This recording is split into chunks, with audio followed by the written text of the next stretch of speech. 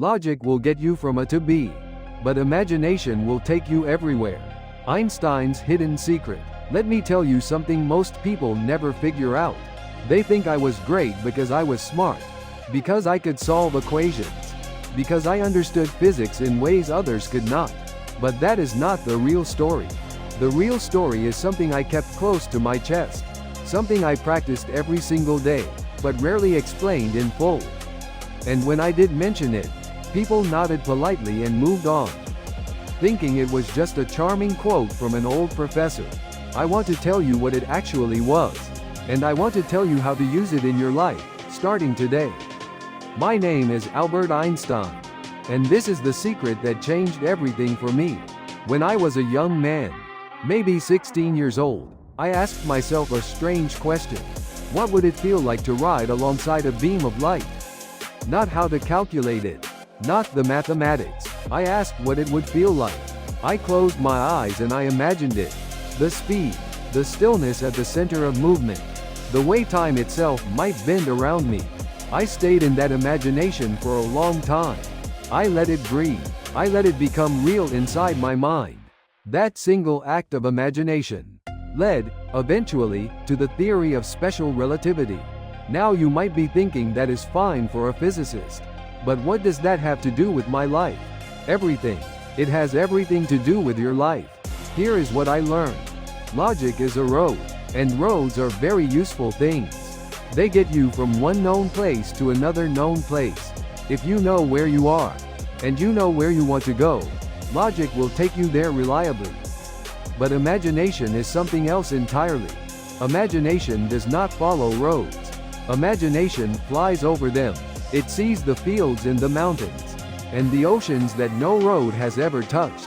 Imagination reaches places that logic has not yet mapped. This is why I said what I said. Logic will get you from A to B, but imagination will take you everywhere. Most people use logic to solve the problems in front of them.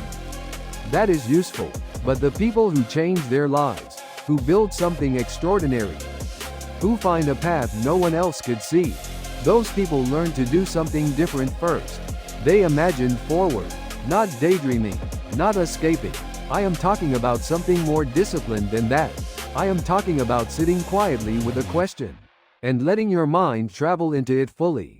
Letting yourself see and feel what could exist, before you try to figure out how to build it. I did this with physics. You can do this with your work, your relationships, your health, your future. Let me give you the 3 steps I used. And I mean 3 very simple steps that cost you nothing, and require no special talent. The first step is this. Find one question that matters to you and sit with it. Not a small question like what should I have for lunch? A real question. Something like what kind of person do I want to become? What would my life look like if the thing I fear most no longer had power over me? What would I build if I believed it was truly possible? Pick one question, just one, and do not rush away from it. Most people treat questions like obstacles. They want the answer immediately, so they can get past the question and move forward. But I always believed the question itself was the treasure.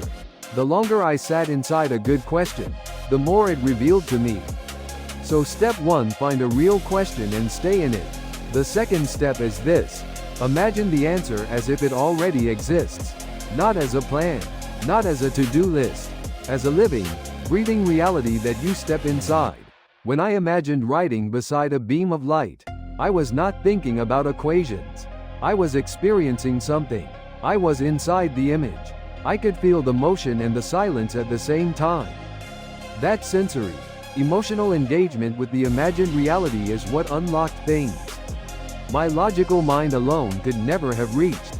So take your question and imagine the answer as if it is real right now. See it, feel it, be inside it. Where are you standing? What do you notice around you? How does it feel in your body to be living that answer? What has changed? Who are you in this version of your life? The more fully you inhabit that imagined reality, the more your mind begins to reorganize itself around it. New connections form. New paths become visible. New solutions appear that were completely invisible before. This is not magic. This is how the human mind actually works. Step 2. Imagine the answer as a living reality, not as an abstract goal. The third step is perhaps the most important, and it is also the one most people skip. Write down one thing you noticed. Just one. After you finish imagining, before you stand up and move back into your day, take 1 minute and write down one image, one feeling, one idea, one detail that came to you while you were inside the imagined reality. It does not have to be important. It does not have to be a breakthrough. It just has to be honest. Over time, these small written observations become a map. They begin to show you patterns you were not consciously aware of. They reveal what you truly want, separate from what you have been told you should want.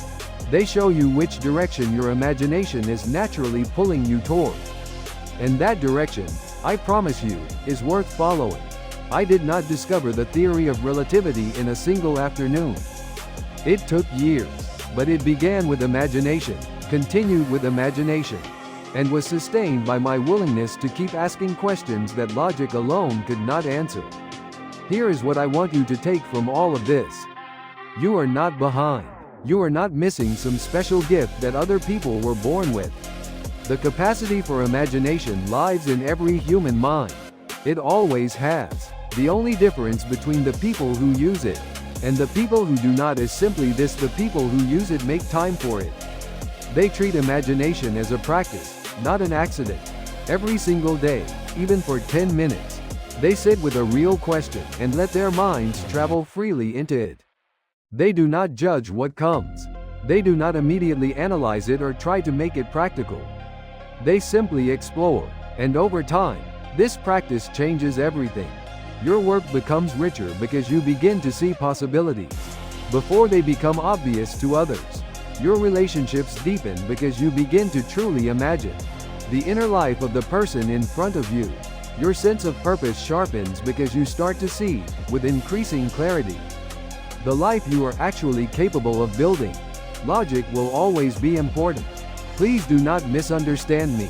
Study, learn, develop your mind rigorously.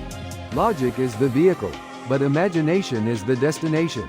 And it is the only one worth traveling toward. You have everything you need already. The question is whether you will give yourself permission to use it. I hope you will. Start today.